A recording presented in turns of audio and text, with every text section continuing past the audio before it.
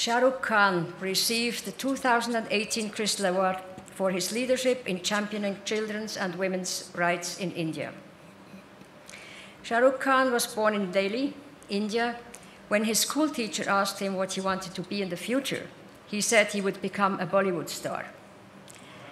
Though his teacher tried to explain to him that his dream was unrealistic, his mother's response was, if Shah Rukh Khan says it will happen, it will happen.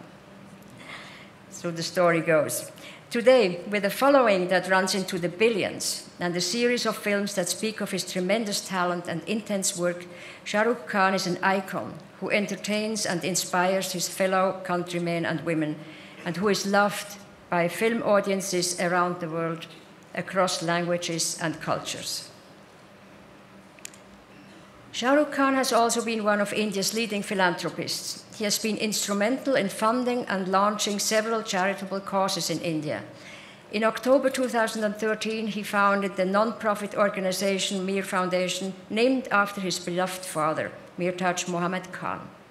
It provides support to women who are victims of attacks and suffer major acid attacks and suffer major burn injuries. The foundation provides medical treatment, legal aid, vocational training, as well as rehabilitation and livelihood support.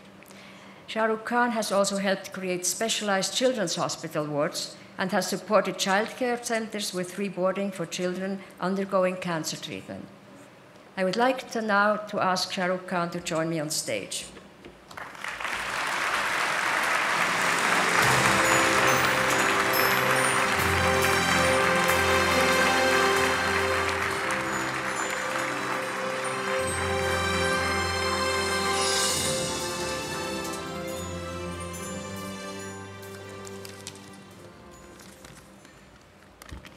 I'm genuinely and deeply grateful for this honor.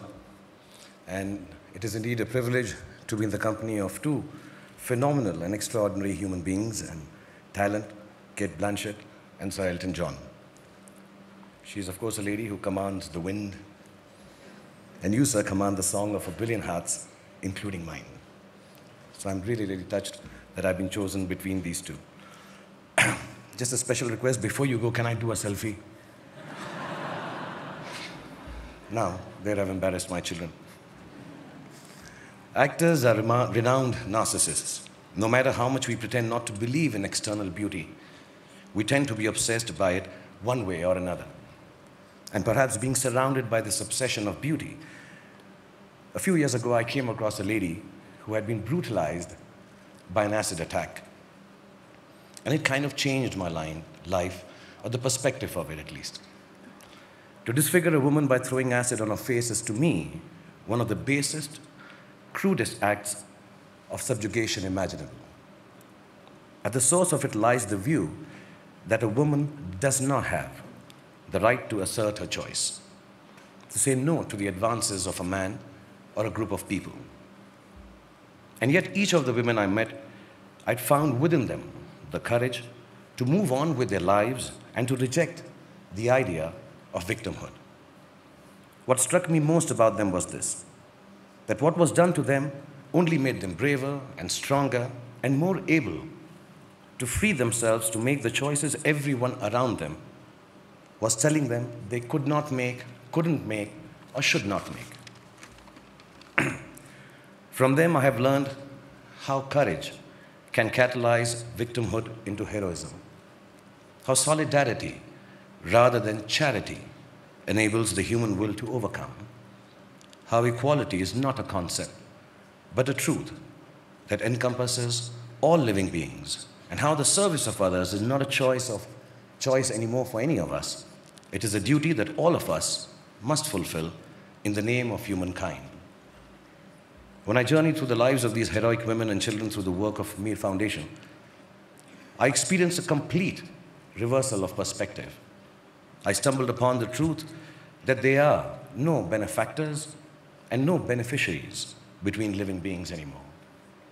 There is just a vast pool of resources, natural, spiritual, economically, technologically, that everyone is equally entitled to, but only some have gained more access to it, either by accident, as in my case, or by design and talent and hard work, as in the case of all of you present here.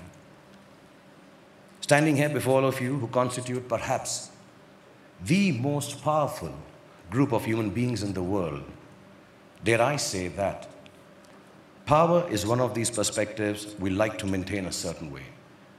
But power actually needs a complete reversal more than any other thing in the world today. I was sitting with my 5-year-old son, babysitting him just before I came here, and suddenly he screamed, "Papa, Papa, my eye went into my hair. Can you get my eye out of my hair?" He didn't say, "Get my hair out of my eye," like we all believe they do. It's a bit like that when you have power, I think. You think things get in its way, but actually it's the power that is getting in the way. It gets in the way of universal access to resources because it seeks to control and enclose them.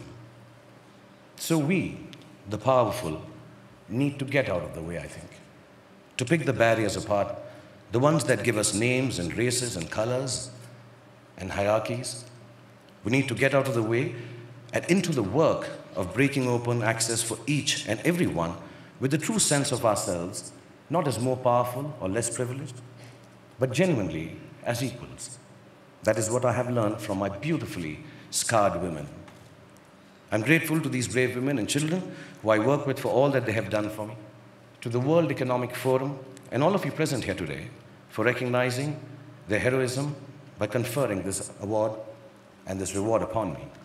Also, I want to thank my sister and my wife and my little daughter for bringing me up well and teaching me the value of requesting, sometimes imploring, and if I may add, sometimes even begging a yes from a woman instead of forcing it upon her. Thank you so much, Professor Schwartz, for having me here. And thank you, Mrs. Schwartz. Thank you, Davos. Namaskar and Jai Hind. Thank you.